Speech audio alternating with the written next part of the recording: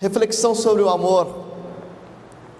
E refletir sobre o amor sempre é válido, sempre é importante. Ontem celebrei meu 27º casamento. Ontem celebraram um casamento religioso Tiago e Jéssica, membros aqui da nossa igreja. Já eram casados no civil, já estavam juntos há 12 anos, mas entenderam da parte de Deus e biblicamente que deveriam se casar e celebrar o casamento. Estamos muito felizes por mais uma celebração de casamento entre nós. Cheguei ao meu 27º casamento celebrado. Estou feliz por isso, porque creio que casamento é bênção de Deus, amém? Mais bênção do que casar é se manter casado. Diga amém para isso.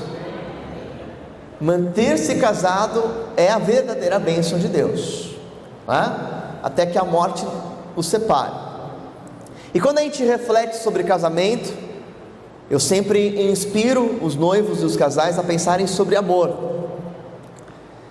E quando eu pergunto para eles, por que vocês vão se casar? A resposta padrão é, porque eu amo. Porque eu amo essa pessoa. Porque eu amo ele, porque eu amo ela. E aí vem a outra pergunta, então, o que é amor? E se eu perguntasse para você nessa manhã, o que é amor? O que é amar?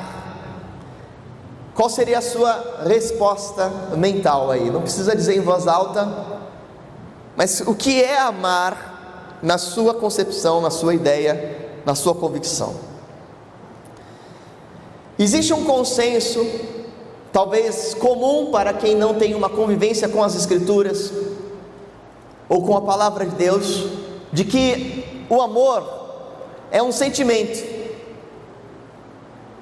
E aí que as coisas começam errado, porque amor verdadeiro é algo além do sentimento. Envolve algum tipo de sentimento? Possivelmente envolva, mas amor que se limita a sentir não é o amor que faz um relacionamento perdurar. Porque amar é mais do que sentir algo. Amar é decidir agir. Amar é uma atitude, assim como amar é uma decisão. E para entender o que é amar, nós precisamos partir da fonte do amor, daquele que é amor, revelado como amor em sua essência, que é o próprio Deus. O apóstolo João nos revela que Deus é amor, e que quem ama é nascido de Deus, e quem não ama não conhece a Deus, e que quem diz que ama a Deus, mas não ama o seu próximo é mentiroso, porque nós amamos porque Ele nos amou primeiro. Ele é a fonte do amor. Eu só entendo o que é amar e como amar a partir do amor de Deus. Deus nos revela o padrão do amor. Deus nos revela o que de fato significa amar. É por isso que quando Jesus define os 2 grandes mandamentos, amarás ao Senhor teu Deus, todo o teu coração, forças, alma, entendimento, e amarás o teu próximo como a ti mesmo. Ele está definindo um padrão para seguirmos a Deus baseado no padrão dele e não no nosso padrão. Porque amar a Deus e amar ao próximo é algo que deve ser feito como Deus ama e não como os homens amam. Precisamos entender qual é o padrão de Deus para que eu consiga aplicar na minha vida o mandamento do Senhor. E qual é o padrão de Deus e qual é o verdadeiro mandamento do Senhor acerca de amar o próximo e de amar a Deus? Jesus explica sobre isso no Evangelho de João, capítulo 14, versos 21 ao 24. Ele diz assim: quem tem os meus mandamentos e lhes obedece, esse é o que me ama. Olha o padrão de Jesus. Para Jesus, amar não é sentir. Para Jesus, amar não é fazer uma poesia bonita. Para Jesus, amar não é fazer votos. Para Jesus, amar é obediência. Amém?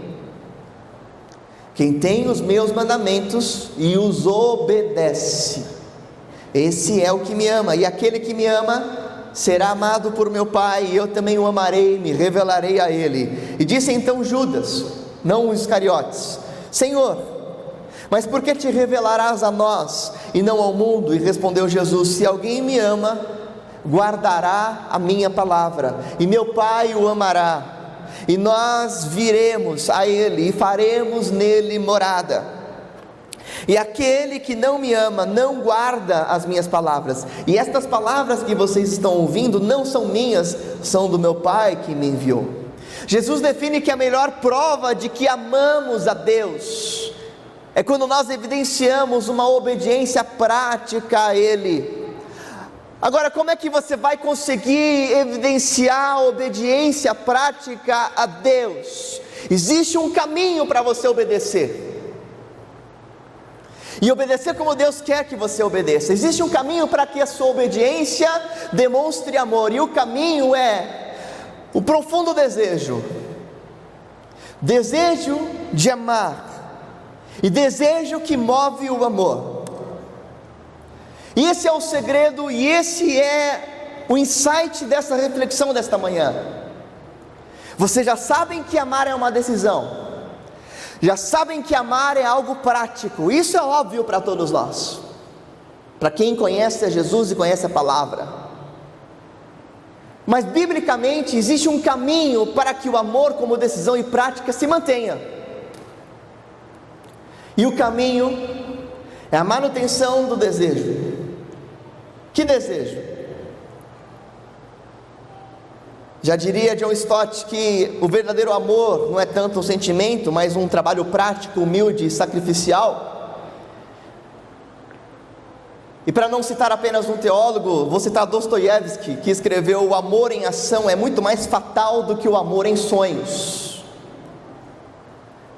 Não apenas a teologia conhece o amor como algo prático, como também a filosofia humana e o pensamento humano reconhece que o amor em ação é mais fatal do que o em sonhos. Já entendemos que amar é uma decisão, é uma ação, mas isso não significa que amar seja uma ação livre e ausente de desejo. Pelo contrário, amamos porque desejamos amar, porque se você retira o desejo do amar, você não ama, você apenas faz por imposição e por obrigação. Vamos pensar em Jesus, que é o nosso padrão do amor. Todos concordam que Jesus morreu na cruz por amor? Sim ou não? Ele foi à cruz por amor? Jesus diz isso, que nos amou. O Evangelho de João diz isso em João capítulo 13. Ele nos amou, e nos amou até o fim. João capítulo 3 verso 16 diz que Deus enviou seu Filho por o quê? Por amor. Deus tanto amou, não é isso? A obra de Jesus na cruz foi por amor, amém? Agora, Jesus foi na cruz porque ele foi obrigado a ir ou porque ele quis ir? Amor é uma decisão, mas não é uma decisão isenta de desejo. É uma decisão prática que você deseja realizar. Veja que o autor de Hebreus escreve em Hebreus capítulo 12, verso 1 a 3: portanto, nós que estamos rodeados por uma tão grande nuvem de testemunhas, livremo-nos de tudo que nos atrapalha e do pecado que nos envolve, e corramos com perseverança a corrida que nos é proposta, tendo os olhos fitos em Jesus, autor e consumador da fé, porque ele, pela alegria que lhe estava proposta, suportou a cruz, desprezando a vergonha, assentou-se à direita do trono de Deus. Pensem bem naquele que suportou tal oposição dos pecadores contra si mesmo, para que vocês não se cansem e nem se desanimem. O destaque que eu dou aqui para o que o autor de Hebreus escreve é que Jesus suportou a cruz pela alegria que lhe estava proposta. Jesus foi à cruz movido por um desejo, por algo. E esse algo que moveu Jesus foi a alegria de ver nós sendo redimidos, nós sendo salvos, de ver a humanidade sendo salva, glorificando a Deus Pai. Jesus foi movido por um propósito. O desejo é o caminho para um amor perseverante. Estamos juntos, irmãos? Quais são os desejos que nos movem no amor, biblicamente? Como conseguiremos amar a Deus perseverando em obedecer? Sabe por que isso é importante? Porque se você apenas considera que amar a Deus é obedecer, mas você não renova o seu desejo de fazê-lo, a obediência se torna um peso, e logo se torna um desgaste, e logo é um cansaço, e você desiste. É isso que a lei faz. A imposição do jugo da lei é: você deve fazer. Por quê? Porque você deve fazer. A pessoa até faz, mas ela faz por um período. Porque chega um momento em que, se ela não percebe por que ela faz, ela cansa de fazer. Ela começa a questionar a lei. Ela começa a questionar a motivação. Por que ela está fazendo isso? Ela não sabe, ela está fazendo porque lhe foi ordenado. É por isso que amar é obedecer, mas se eu não renovar o meu desejo do porquê obedeço, eu não consigo continuar amando. Entendo que biblicamente existem pelo menos 3 desejos que movem o nosso amor. E o primeiro deles é o desejo de agradar a Deus e o glorificar, amém? O primeiro desejo que vai mover o seu amor, tanto a Deus como pelo próximo, é um desejo profundo. Isso só tem quem é salvo. Isso só tem quem se encontrou com Jesus Cristo, foi perdoado, tem o Espírito Santo dentro de si, que é o desejo de agradar a Deus. Veja, a religião nos leva a fazer boas coisas, mas não movidos por um relacionamento com Deus, sim movidos por um moralismo e sentimento de superioridade. O grande diferencial do cristianismo não é o que se faz, é o porquê se faz. Outras religiões fazem coisas boas, doam, fazem ajuda aos pobres, fazem ações sociais, ajudam os membros da própria comunidade. Outras religiões e grupos fazem isso. O diferencial do cristianismo é o porquê você faz. Você não faz porque você quer se sentir melhor, você não faz porque você quer se sentir um pouco superior, ou para aliviar a dor na sua consciência, ou para sentir que você tem alguma relevância na sociedade, ou para sentir que você faz parte de uma comunidade. Não é isso que move o nosso fazer o bem. O que move o nosso fazer o bem é: eu quero agradar ao meu Deus, amém, irmãos? Eu quero glorificar a Deus. Porque qualquer tipo de prática de bem ao próximo isenta do desejo de glorificar a Deus, no fundo é apenas um narcisismo, é uma egolatria, é um humanismo, é a exaltação da bondade intrínseca humana que biblicamente não existe, porque diante da palavra de Deus, todos nós somos pecadores. Ninguém é bom, não há ninguém que faça o bem. Se eu não colocar Deus como minha principal motivação e agradá-lo e honrá-lo, eu posso correr o risco de fazer algo pelo outro, movido pela expectativa do que o outro pode me dar, ou movido pela expectativa do reconhecimento do outro. Então, quando você faz algo por alguém que não pode te retribuir, você espera pelo menos gratidão.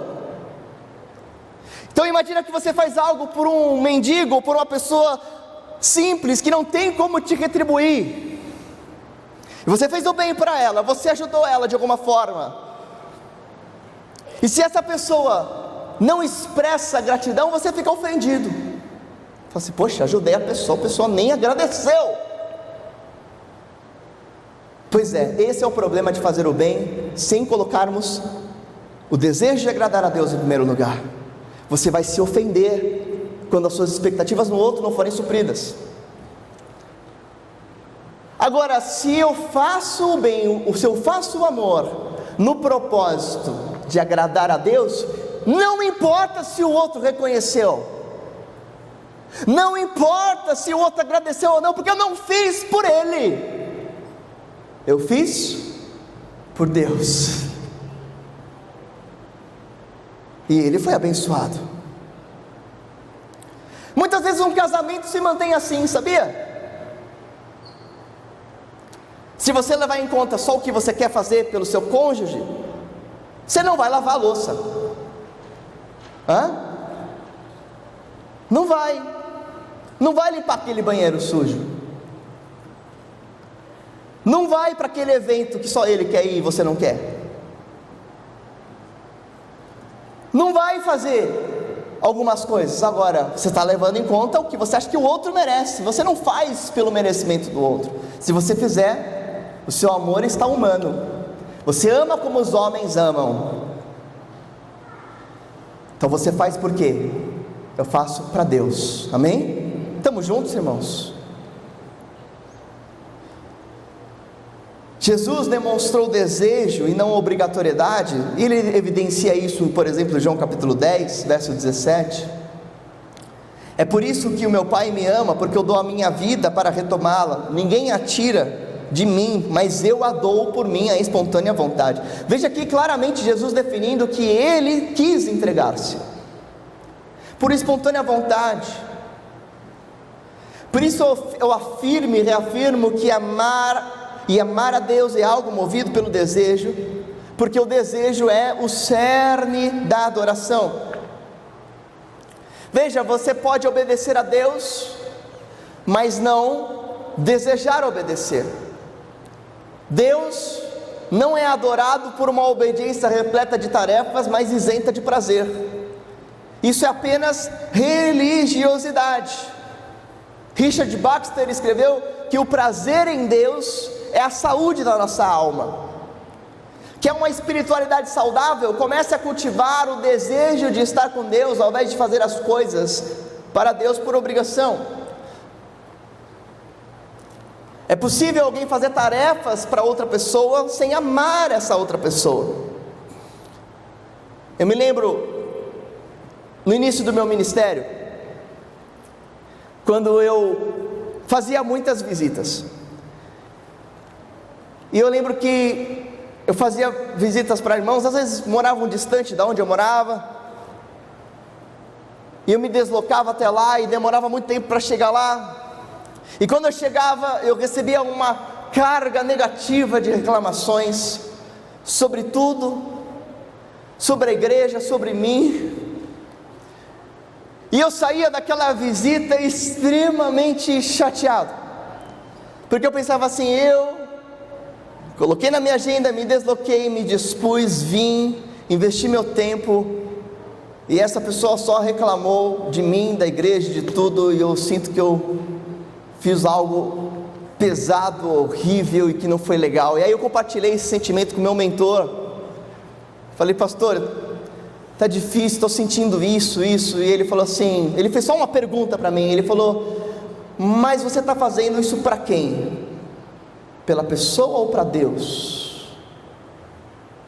Aí eu levei um soco, no rosto, porque eu percebi que a minha atitude de visitar estava movida na expectativa de que o outro gostasse, que o outro ficasse bem. E quando eu percebi que servir a Deus não tem nada a ver com uma expectativa do outro, isso tornou meu ministério muito mais agradável. Porque quando eu prego, eu não tenho a expectativa de que vocês gostem. Não mais. Eu tenho a expectativa de que Deus goste, amém? De que Deus se agrade, de que Ele seja glorificado. Fazer movido pelo desejo de glorificar a Deus é o primeiro desejo que vai te fazer perseverar no amor. Segundo desejo, obviamente, é o desejo de fazer o bem e de ver bem quem eu amo. Aí é uma obviedade, todos nós queremos o bem de quem amamos, correto? Amar é querer o bem e fazer o bem, certo? O que não é tão óbvio é quem você deve amar. Que é muito óbvio que você quer o bem de quem você gosta, mas não é tão óbvio que você deva querer o bem de quem você não gosta. Porque Jesus nos ensina que o diferencial da fé cristã não é amar quem te ama, mas é amar os seus inimigos. Diga: amar os inimigos. Segundo desejo que nos move na obediência a Deus é o desejo de fazer o bem a quem amamos. Mas a grande questão é quem você ama e quem você deve amar. Em Romanos capítulo 5, verso 8, nós lemos que Deus demonstra o seu amor por nós pelo fato de Cristo Jesus ter morrido em nosso favor, quando nós ainda éramos pecadores, quando nós ainda éramos seus inimigos. Todos nós que outrora não estávamos no Evangelho, éramos inimigos da cruz, inimigos de Deus, porque aquele que está em cima do muro está contra. Aquele que não está militando a favor da expansão do reino, está contra, está demonstrando um mau exemplo de fé, ou um mau exemplo do que é cristianismo.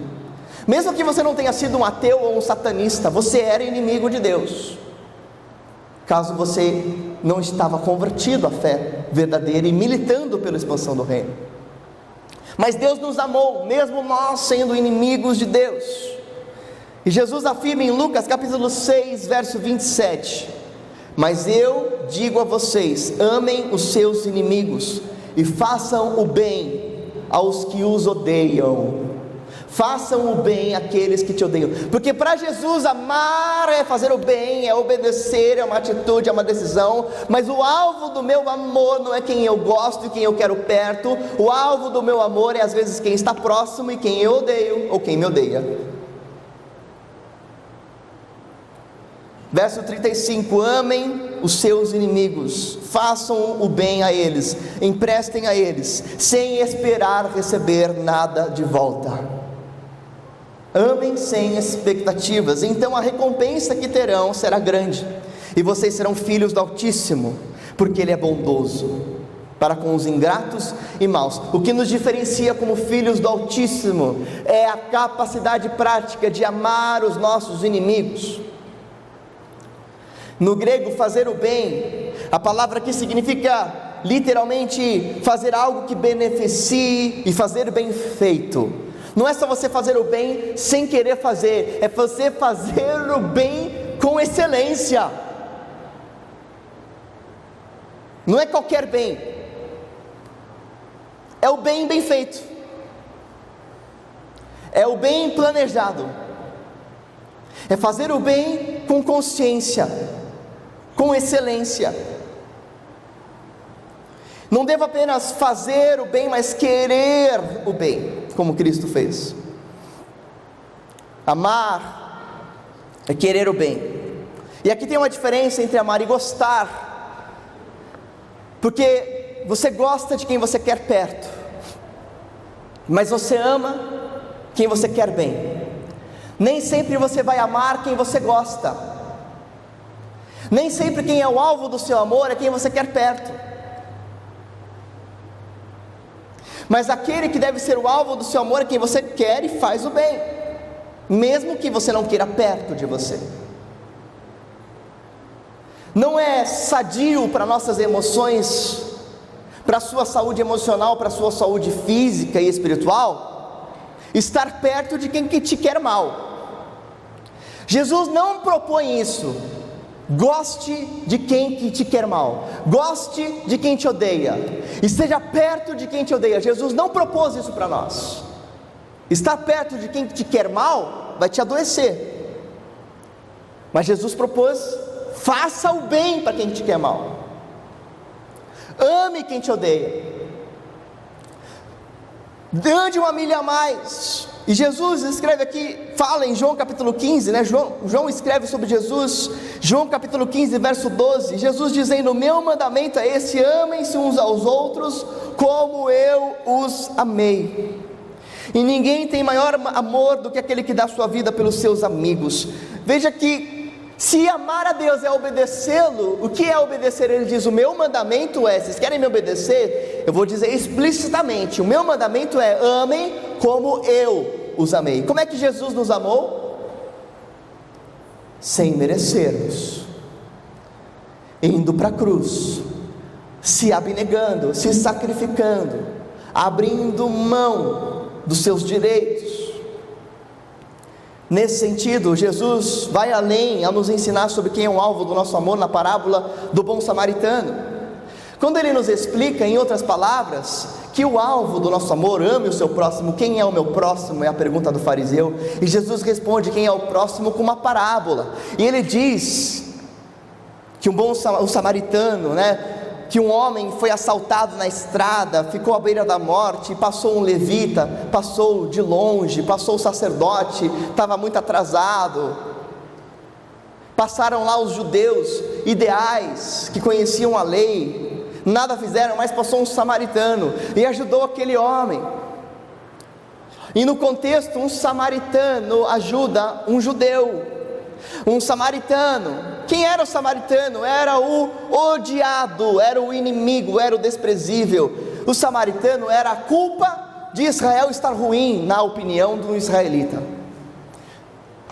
A sociedade sempre busca os seus inimigos, sempre tem um culpado de alguma coisa.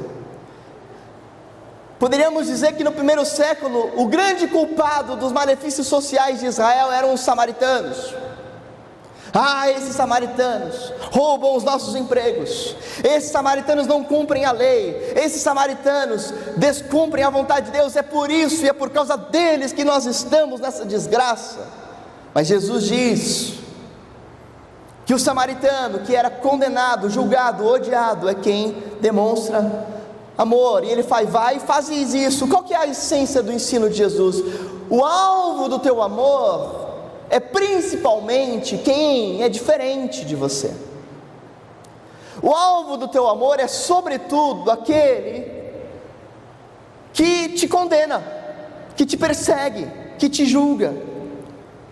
O alvo do teu amor, o teu próximo a ser amado, não é quem está tudo bem, que você quer por perto, mas é quem é odioso.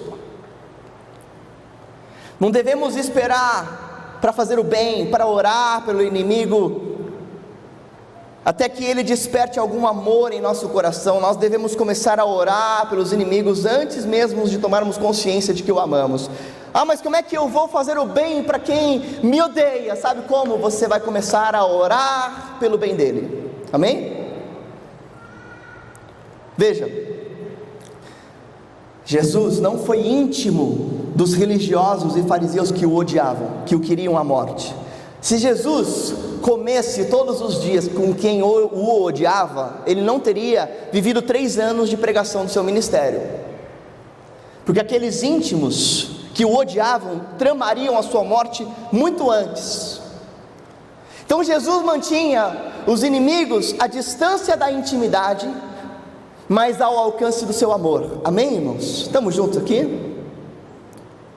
Para Jesus, os fariseus, os religiosos que eram os seus inimigos, não estavam no seu círculo íntimo de afeto, mas estavam no seu alcance de amor. Porque Jesus amou a todos os fariseus que o questionaram, a todos os religiosos. Ele morreu na cruz, inclusive por fariseus que um dia creriam nele. Ele orou na cruz por aqueles que o mataram. Ele disse: Pai, perdoa-lhes, porque não sabem o que fazem. Jesus orou por quem estavam o matando, mas ele não chamou os seus algozes para cear com ele, embora houvesse Judas Iscariotes lá, dentro do seu plano.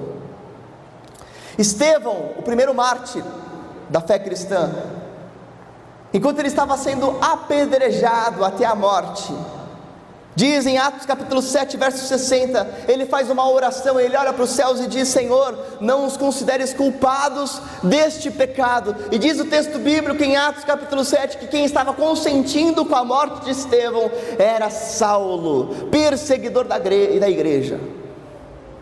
Estevão orou por Saulo, Estevão orou por quem o matou. E sabe qual foi a consequência do amor de Estevão?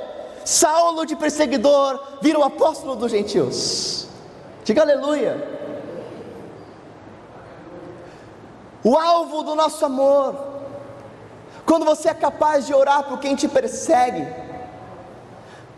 você então poderá vivenciar, ver, deslumbrar coisas grandiosas acontecendo para a glória de Deus. Tem aqueles que oram assim: Senhor, eu não quero fazer isso, eu odeio aquela pessoa. Deus, sou obrigado a amar essa pessoa. Talvez a sua oração seja até sincera quando você diz isso, né? Mas sabe como você pode orar? Você pode ser ainda mais sincero e honesto e dizer assim: Senhor, eu tenho dificuldade em fazer isso. Senhor Deus, é contra a minha natureza carnal te obedecer, mas Senhor, eu tenho muito prazer na tua vontade. Senhor, eu desejo te agradar, e por isso, ó Deus, seja feita a tua vontade na minha vida. Amém? Que eu ame essa pessoa. Agora, o terceiro desejo que move a sua perseverança no amor é o desejo de alegrar-se na satisfação em cumprir a missão. Nós já vimos em Hebreus que Jesus morreu na cruz pela alegria que lhe estava proposta, pelo prazer. Jesus foi por amor, e a alegria que lhe estava proposta foi a alegria inimaginável, ou seja, a alegria de ser exaltado à destra de Deus na assembleia de um povo remido pelos seus feitos. A alegria que Jesus esperava era a alegria de conduzir muitos filhos à glória, era a alegria de ver a nossa redenção redundando na glória de Deus. Jesus entendia que a maior satisfação que um ser poderia ter é a satisfação de glorificar a Deus. Meus irmãos, não tem maior sentimento de realização nessa terra, nesta existência, do que a satisfação de cumprir a missão de Deus. Não existe maior realização na sua vida, nenhum título acadêmico, nenhuma meta financeira, nenhum filho criado, nenhum tipo de ideal de família se comparam à satisfação de glorificar a Deus e cumprir a sua missão, porque essas outras satisfações são humanas, são tesouros desta terra. Você sabia que criar bem o seu filho é um tesouro da terra? Sabe por quê? Porque quando você chegar no céu, você não vai ser mãe desse filho. Quando você chegar no céu, você não vai ser pai, você não vai ser avô. Seremos todos filhos de Deus. Sabia que a satisfação de ter um casamento feliz e alegre é uma alegria boa, mais humana? Porque no céu não se casa e não se dá em casamento. Jesus diz que esses são os tesouros da terra, porque são perecíveis à existência humana na terra.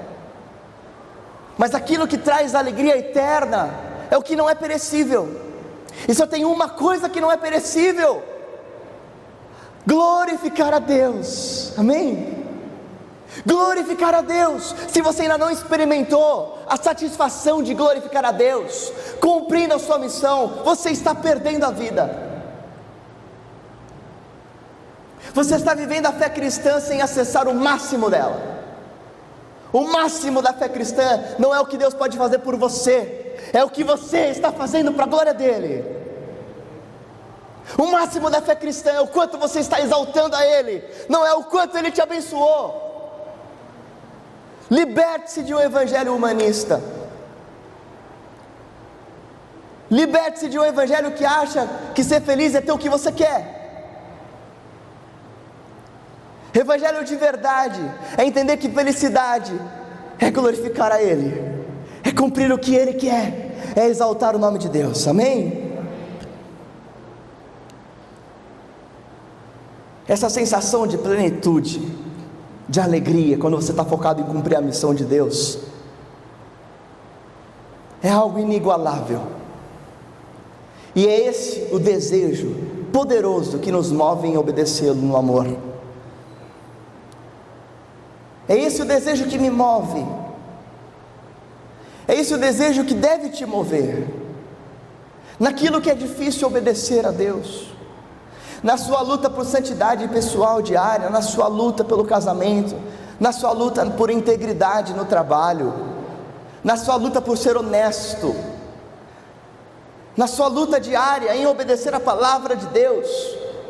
O maior desejo é o desejo de agradar e glorificar ao Senhor, cumprir a sua missão. Eu lembro-me, quando eu comecei a pregar o Evangelho, e eu comecei a ver vidas sendo salvas, adolescente, no colégio, e eu pregava no intervalo da escola, e eu fazia lá um apelo evangelístico, eu juntava funcionários e colegas, e aí eu pregava, e eu era um menino, tinha lá meus 15 anos, 16 anos, e a sensação de ver pessoas crendo em Jesus era tão poderosa, que eu falei assim: eu não quero fazer mais nada na minha vida, eu quero fazer isso a minha vida inteira. Eu quero pregar o Evangelho a minha vida inteira, eu quero viver de pregar o Evangelho, porque é aquela sensação que nos dá satisfação, que nos move. Quem já foi em viagem missionária aqui? Já foi? Como é que você está na viagem missionária? Você se desgasta, você luta, você trabalha muito, você se cansa, dá tudo errado, o inimigo se levanta contra, mas se você pergunta para a pessoa aí, como é que você está? A pessoa fala assim: estou feliz. Não é? Estou feliz, quero fazer de novo, quero voltar, quero viver missões. A gente dizia que foi picado pelo bichinho de missões. Quero voltar de novo, porque é aquela alegria de um sentimento de plenitude, de relevância. Você sai do seu dia a dia ordinário no trabalho e vive dias intensos de proclamação do Evangelho. Agora, sabe qual que é a novidade da palavra de Deus? É que você não precisa fazer disso algo esporádico. Você pode viver a missão e deve viver a missão todos os dias, a cada dia. Se você for motivado por esse desejo que é renovado, você vai amar a Deus de uma forma constante e perseverante. O desejo de ver vida se entregando a Jesus, o desejo de glorificar ao Senhor na eternidade. Eu lembro-me, nesse aspecto de amar, e amar alguém motivado pela missão, quando eu preparava essa mensagem, lembrei de um rapaz de uma igreja que eu pastorei em Osasco, o Márcio. A trajetória dele: eu era solteiro na época, e ele tinha um sério problema com drogas, vício em crack. Eu conheci ele tinha um estúdio de tatuagem, e eu conheci lá na avenida onde ficava a igreja. Eu entendi que ele queria Jesus, que ele queria caminhar com Deus, que ele queria se libertar. E eu falei assim para ele: olha, para você não usar droga, todos os dias eu vou vir aqui no seu estúdio de tatuagem e vou ficar aqui à tarde com você. E eu ia lá, o pastor ia lá no estúdio de tatuagem todo dia, e eu ficava lá conversando com ele sobre a Bíblia. Teve um dia que eu fui no estúdio, e o estúdio estava fechado, portas fechadas, e eu falei: e agora? Onde que ele foi?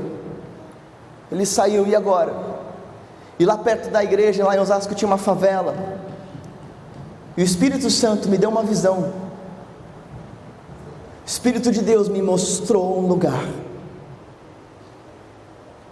e eu fui até lá, peguei o meu carro, um Corsinha 97, estacionei na entrada da favela, e fui guiado, fui subindo sozinho, cheguei no lugar onde Deus tinha me mostrado, e o Márcio estava lá usando drogas. Quando ele me viu, ele tomou um susto tão grande, porque ele já estava meio doido, né? Acho que ele não estava pensando direito, e ele não acreditava que ele me veria lá, ninguém imaginava. E ele me viu, ele tomou um susto, ele caiu de costas, ele olhou, ele falou: pastor. Eu falei: sou eu, Márcio, eu vim aqui te buscar. Aí ele falou: pastor, você veio me buscar? Eu estava esperando que Satanás viesse me buscar. porque hoje eu ia usar drogas até tirar a minha vida. Eu falei, cara, vem aqui. Eu orei com ele, coloquei ele no meu carro, levei ele para a casa dele. Quando eu chego na casa dele, Érica, a esposa dele, levo ele para a Érica. A Érica fala assim, pastor, ele já estava fora já desde ontem. E eu falo, o que está acontecendo? E a Érica me fala que ela estava grávida. E eu estou grávida. E naquele dia, o amor de ver a obra de Deus sendo completa tomou meu coração. E eu orei, Deus, salva essa família, salva essa criança. Deus, faz uma obra de restauração, liberta, Deus, o Márcio. E todos os dias eu continuei acompanhando ele, movido por aquela atitude de amor, de eu tê-lo visitado.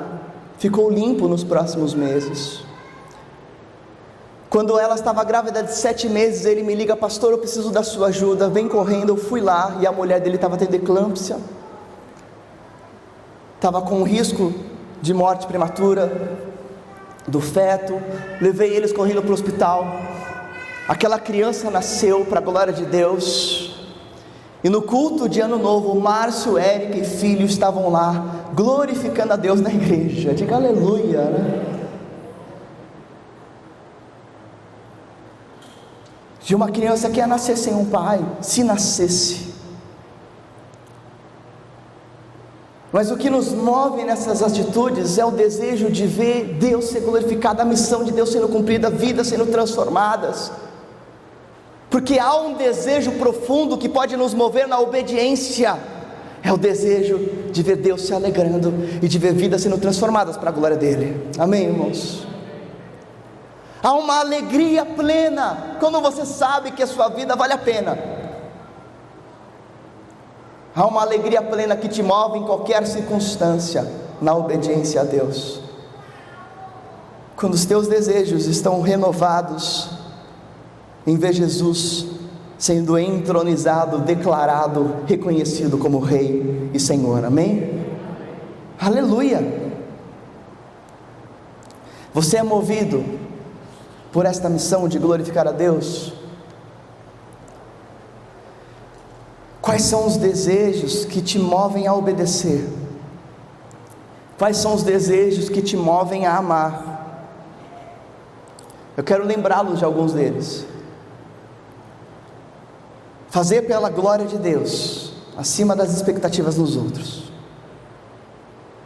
Esse é um desejo que vai te ajudar a perseverar. Outro desejo: fazer o bem, inclusive aos inimigos, orando pela salvação deles, por exemplo. Sabe aquela pessoa que te persegue? Comece a orar pela salvação, se ela não é salva. É possível que seja até alguém crente que te persegue, né? Comece a orar para que ele se converta de verdade. Comece a orar para que ele tenha uma experiência com Jesus, para que Deus execute a sua graça sobre ele, para que Deus o encontre. Terceiro desejo: pensar e se inspirar pela real alegria em cumprir a missão fazendo discípulos. Amém? Se você ainda não tem essa experiência de ser motivado pela alegria de cumprir a missão, experimente isso.